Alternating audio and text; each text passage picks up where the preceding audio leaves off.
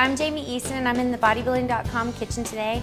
I'm going to make one of my favorite things to make, which are my carrot cake protein bars.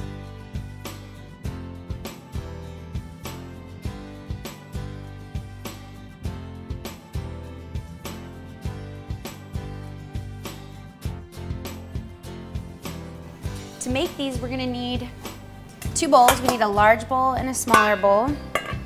Our large bowl is going to be for our dry ingredients and our smaller bowl is our wet one. So we're going to put that to the side for now and start with our dry ingredients. First ingredient you need is oat flour. You can find it in the healthy section at your grocery store, or if you're unable to find it, it's essentially just ground up oatmeal. I suggest you use the quick cooking oats because they're a little bit easier to grind. But if you use it, you can do it in a blender.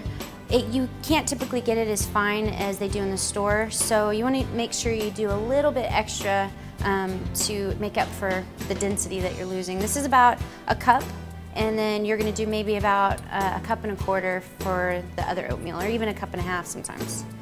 So we'll dump in the cup of oat flour, and then to the oat flour, I'm adding 2 scoops of a protein. You can use any protein that you like, but I will tell you this, it will change the flavor of them if you don't have a good quality protein. I always look for one that just has, that's lactose free. I do low sugar, low carb, low calorie, and most of the time just as clean of ingredients as I can get. But here's 2 scoops, and you use the scoop measure out of the container. And then the next ingredient I'm going to add will be my cinnamon. And I'm going to do 2 heaping teaspoons of cinnamon. You can really never have enough cinnamon, so add that. Cinnamon's really good for you, so you can add as much as you want. It's really to taste. And then we're going to do 1/8 of a teaspoon of allspice and 1/8 of a teaspoon of nutmeg. I'm going to get it all in there because that's the good spicy stuff. Now I'm going to show you real quick. My measuring spoons have 1/8 of a teaspoon, but a lot of people, you won't be able to find that. Here's 1/4 of a teaspoon. You're just gonna have to get really good at kind of measuring half full, and you can still, manage to do your 1/8 of a teaspoon. So then the next ingredient we're gonna add is our baking soda. Baking soda is what makes a cake rise. So we're doing about 1/2 of a teaspoon of baking soda. Again, I'm gonna get it all in there. And then we're gonna do about 1/4 of a teaspoon of salt. The salt will make the baking soda react. So there's all of our dry ingredients. We want to incorporate all that, mix it together really well. Make sure you stir these really well. Anytime you add a leavening agent like a baking soda or baking powder, if it's not mixed in really well, you can actually taste it, and it's not a very good taste. So, okay, there's our dry ingredients. Now I'm going to set this aside, and we're going to do our wet ingredients. And for our wet ingredients, you're going to need 4 egg whites. Let's see.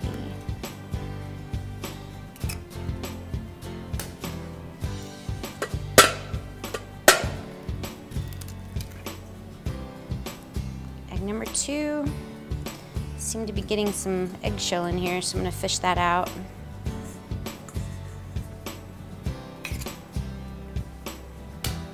Number 3. And you can use liquid egg whites if you prefer, and it's a little bit easier, but make sure that when you look at the carton to see what 4 egg whites equals to, do a little bit less because it tends to be a little more liquidy.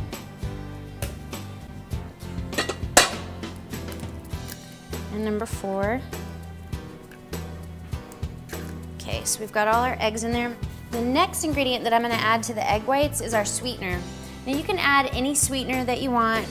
I chose Splenda today, but I've made these with a stevia ingredient like Truvia. Some people will prefer something natural like agave nectar. I've even tried before, if you've ever heard of it, it's called succonaut. It's almost a substitute for like brown sugar, but it's very, very natural, so it's really granular, and you really have to mix like crazy to incorporate it. But for the easy, convenient sort of thing, I like to use Splenda. This is 1/2 cup. I'm gonna mix those together.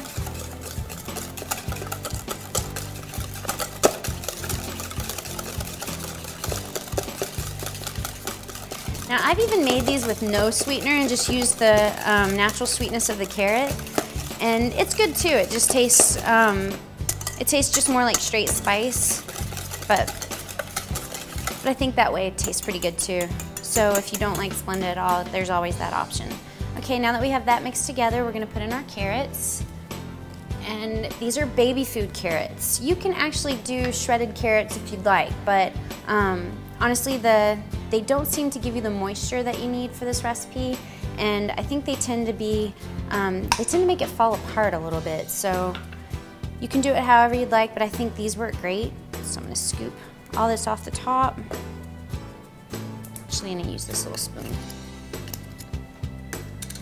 And as I mentioned before, carrots have some natural sugar in them, and we're using 2. So these look like they have about 5 grams of sugar. Look at different ones. Like there's one that I have at home that only has 3 grams of sugar in it. So the less sugar, the better, but this is going to make 16 squares. We're using an 8 by 8 inch Pyrex dish. It's gonna make 16 squares, so you really aren't gonna get very much sugar at all. So that would be 10 grams of sugar, and then divided by 16, that's less than a gram. So add the second jar. Now this next step that I'm gonna do is optional, but it's something that I've always done because I like mine really moist. So you can either add some almond breeze, or you can just add water, which is what I do. I add a little bit of water. And what I like to do is just take my baby food jar and actually fill up the baby food jar with water. Kind of turn it a little bit, get all the good carrots off there. And it doesn't matter if it's, you know, hot, cold, or whatever, but there are eggs in here, so don't make it too hot or it'll cook your eggs. So we'll pour that in. Set those to the side for recycling. And then I'm gonna stir this up.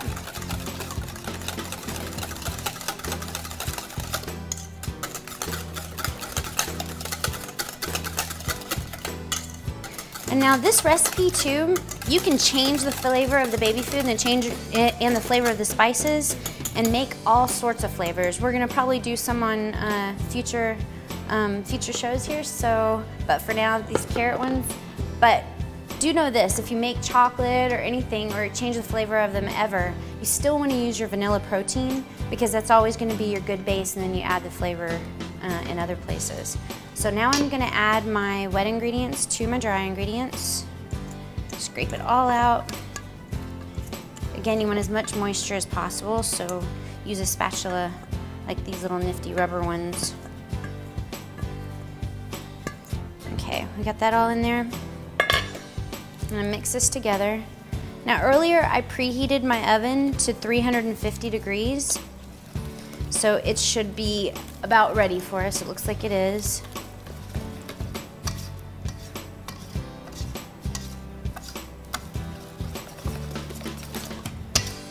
Okay, got this all mixed together. I wanna lick it because it tastes pretty good, but I won't. So. And then we're gonna take our Pyrex dish. You do wanna opt for the glass because the glass will keep it from baking too quickly. But you can just as easily use the aluminum one. You just probably wanna cut back on your cooking time a bit. So now I'm gonna spray it with my non-stick butter spray. Just lightly. And a little tip when you're baking and you spray stuff on your nice dishes, try to use something like a towel or even a paper towel and wipe around the edges. Because if you don't, this stuff will gunk up, and over time your pan will get old really quickly. So I always like to clean it up a little bit. And then I'm gonna pour this in.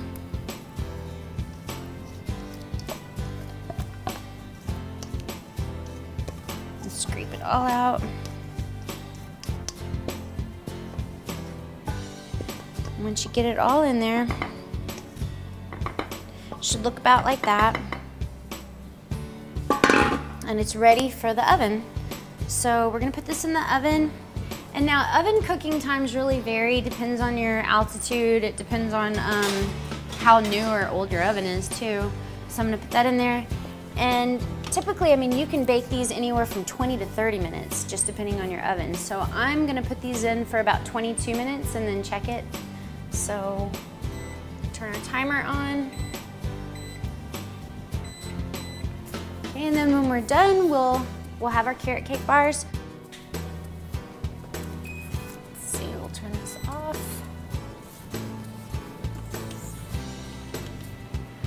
Looks pretty good. Take them out.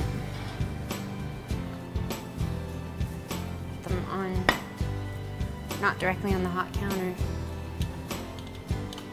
All right, looks pretty good. I checked it with a toothpick earlier. We'll do it one more time. Came out clean, so I think they're ready to go. When you're gonna actually serve these, you wanna make sure they're cool, and you can actually heat them up. They're really good warm, but when you're traveling and stuff, they're good cold too. But you're gonna make 3 slices this way and 3 slices this way, and it'll give you 16 squares. Thank you for watching bodybuilding.com. Please come back often for more recipes.